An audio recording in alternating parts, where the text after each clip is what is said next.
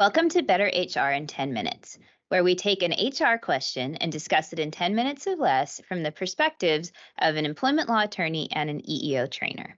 I'm the employment law attorney. I'm Sarah Glasser. I'm a shareholder at Lloyd Gosling, Rochelle and Townsend in Austin, Texas, and I head up our firm's employment law practice group, where I help my business and governmental entity clients comply with the law, treat their employees fairly, and stay off the witness stand.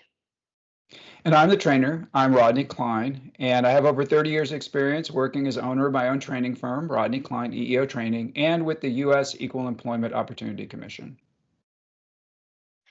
Before we start, I have to say that this video includes comments made by a lawyer and an EEO consultant.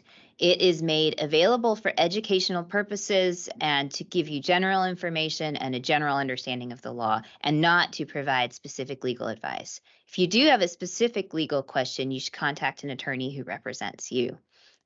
Now, with the legalities out of the way, let's talk about today's question. So, Rodney, I have a fun question to pose for you today, which is job descriptions are supposed to be the fundamentals of every position that every employer has. What makes them so important? I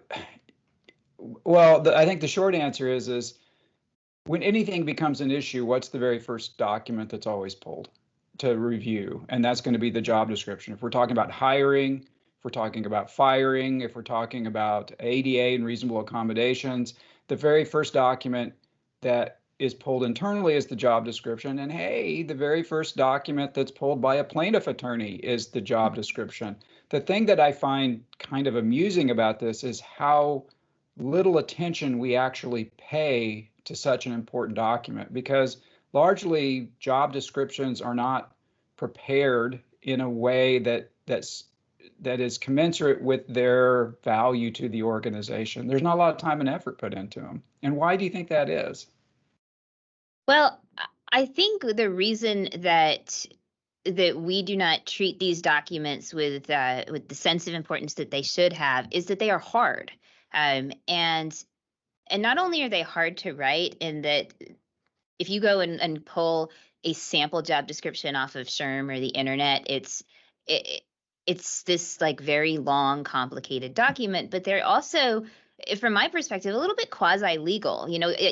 You were just listing out all of the scenarios in which a job description pulled, and a lot of them were when we're in trouble, and or when we need to talk to someone about how to do their job, or the fact that they're not doing their job, or the fact that they need help doing their job, and all of that's got a bit of the lawyers are going to get involved, and we may have some issues here type sense to it, and so there's almost this fear of like, I don't want to mess something up, but I think even though that exists, they're so important because they are the fundamental of all of these conversations. And if your job description isn't accurate, then you can't have that conversation properly. Yeah, it's the first thing people grab when they get ready to fill a job, right? So what's a job posting come off of? Well, the job description. I remember when I was at EEOC, I looked at my own job description. I had no idea who that person was. It wasn't me. The only thing I understood was that the person who wrote it didn't have a clue as to what I did. And in my experience, that's how they're created, right? They're either handed out as an assignment to supervisors that think that this is an annoyance and they just write something down real quick, or it's handled by somebody in HR that doesn't really understand the job.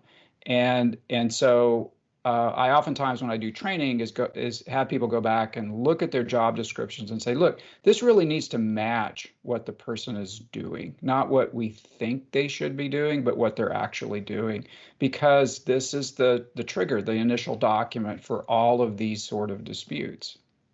Yeah, exactly. If you are going to have a dispute or have a conversation with someone, or conduct an analysis of whether a position should be exempt or non-exempt under the FLSA, the job description is the first place you look.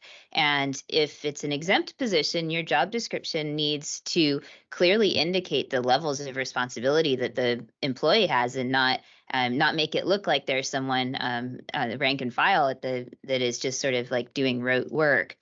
Same goes for if you have a workers' compensation claim, or an ADA accommodation request, the job description needs to actually indicate what the person is doing now at this point in time. And that kind of brings us to a good point, which is that jobs change. So Rodney, from your perspective, if someone's job evolves, is it appropriate and desired that you would then update the job description?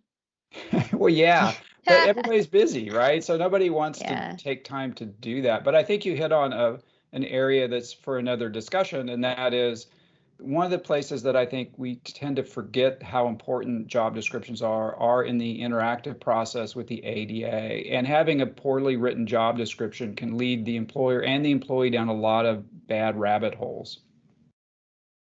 So I think that leads us into maybe a plug for part two of this discussion, which is how to update your job description and how to write a really good one. So please stay tuned for that. And I think that's probably it for today. But thank you for joining us. And if you have any questions or there's anything that Rodney or I can do to help you, please don't hesitate to reach out.